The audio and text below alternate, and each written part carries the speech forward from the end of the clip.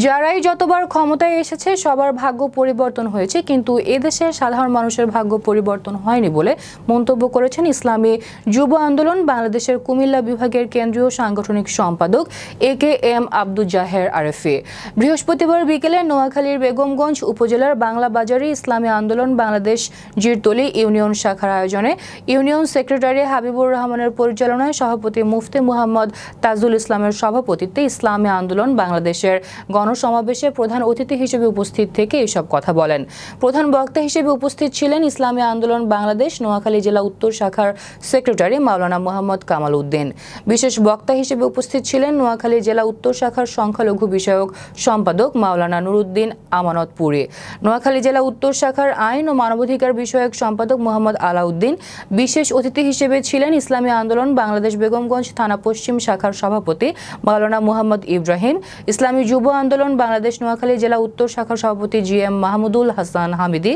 ইসলামী ছাত্র আন্দোলন বাংলাদেশ নোয়াখালী জেলা উত্তর শাখার সহসভাপতি মোহাম্মদ মনিরুজ্জামান বাবু, বেগমগঞ্জ থানা পশ্চিম শাখার সভাপতি মোহাম্মদ মিল্লাদ হোসাইন, ইসলামী আন্দোলন বাংলাদেশ বেগমগঞ্জ থানা পশ্চিম শাখার সদস্য নিজামুল হক।